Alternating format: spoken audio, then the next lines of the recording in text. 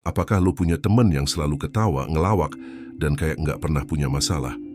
Tapi ternyata, dialah orang yang paling rapuh, yang paling butuh pelukan. Pernah nggak sih lo ketemu sama orang yang kayaknya hidupnya selalu penuh tawa? Yang kalau nongkrong bareng, dia yang paling rame, paling cerewet, dan paling bisa bikin suasana jadi cair. Ketawa terus, ngelempar jokes receh, dan selalu punya cara buat bikin orang di sekitarnya lupa sejenak sama masalah. Tapi coba lo perhatiin lebih dalam. Kadang justru orang yang paling ceria itu menyimpan luka paling dalam.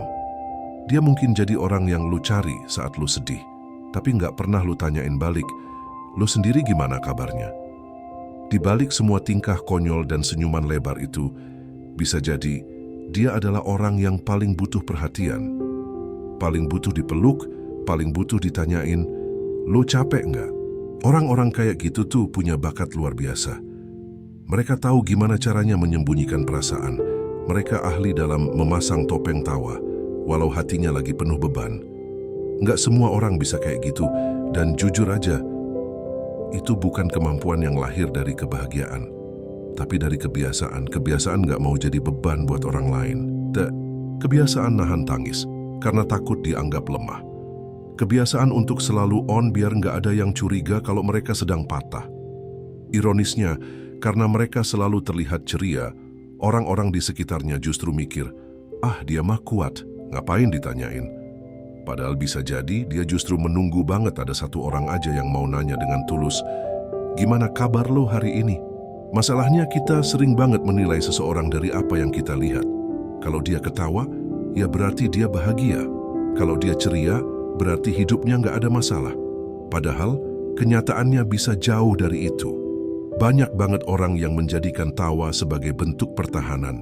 Mereka pengen tetap kelihatan baik-baik aja, meskipun di dalamnya sudah kacau.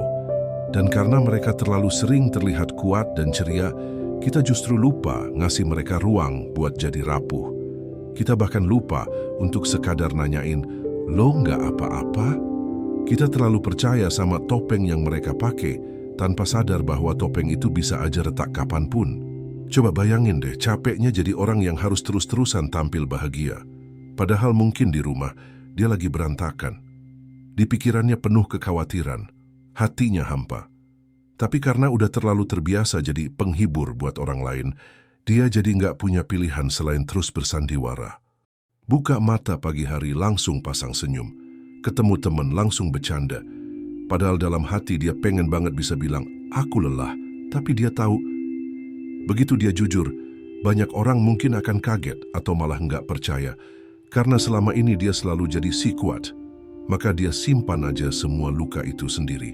Yang bikin lebih menyedihkan, banyak dari kita yang tanpa sadar malah makin menekan mereka. Kita bilang, lu mah enak, hidupnya seneng terus. Atau, gue pengen deh jadi lo, nggak pernah kelihatan stres. Padahal, komentar-komentar kayak gitu justru bikin mereka merasa harus terus jaga image. Harus tetap kelihatan bahagia, walaupun kenyataannya mereka sendiri udah mau nyerah. Mereka bukan palsu. Mereka bukan bohongin orang. Mereka cuman belum nemu tempat yang aman untuk jujur. Tempat buat jadi diri sendiri, tanpa harus takut dihakimi. Di dunia yang selalu sibuk dengan urusannya masing-masing, mereka memilih untuk tetap tersenyum. Karena itu satu-satunya cara mereka buat bertahan. Kadang mereka nggak butuh solusi, nggak perlu nasihat. Mereka cuma butuh pelukan, pelukan yang hangat, sederhana dan tulus. Pelukan yang nggak nanya ini itu, yang nggak menghakimi, yang nggak sok tahu. Cukup peluk dan biarkan mereka merasa bahwa mereka nggak sendirian. Bahwa mereka masih boleh capek, boleh lelah, boleh nangis. Pelukan yang seolah bilang, udah sini, lu nggak harus kuat terus kok, gue di sini. Kadang pelukan lebih berguna dari 1000 kata. Dan bagi seseorang yang terbiasa jadi badut, pelukan seperti itu bisa jadi satu-satunya hal yang mereka butuhkan agar tetap bertahan di dunia ini.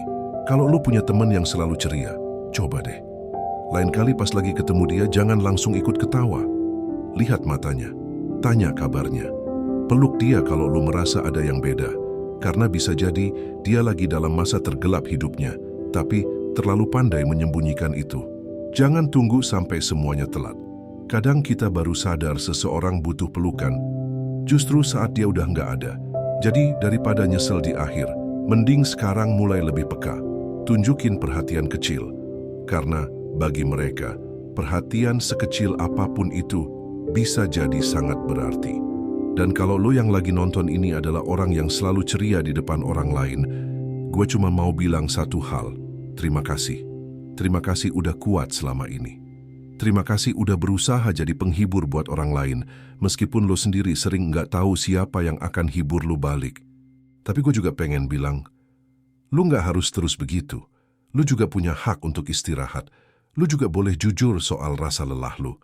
Lo juga berhak dipeluk. Jangan nunggu sampai semuanya hancur dulu baru lo ngaku kalau lo capek.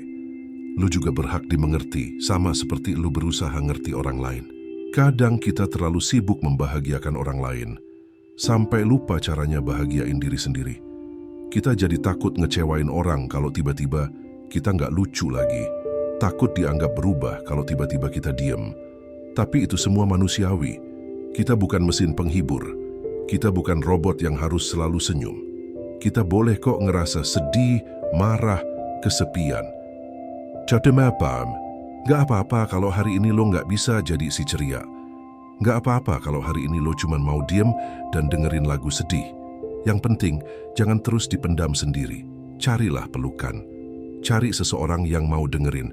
Dan kalau belum ketemu, peluk diri lo sendiri. Karena lo juga layak dicintai. Hari ini yuk jadi lebih peka sama orang-orang di sekitar kita. Buka mata lebih lebar, buka hati lebih dalam. Karena bisa jadi, di balik satu senyum yang terlihat bahagia, ada jiwa yang sedang berteriak minta tolong. Dan kalau kita bisa jadi pelukan pertama yang dia temukan, mungkin itu cukup untuk menyelamatkan satu hati dari kehancuran. Jangan anggap enteng peran kecil kita. Satu pelukan, satu pertanyaan tulus, satu perhatian kecil bisa jadi sangat berarti untuk seseorang. Dan semoga kita pun bisa saling menguatkan, saling peluk tanpa harus nunggu terlambat.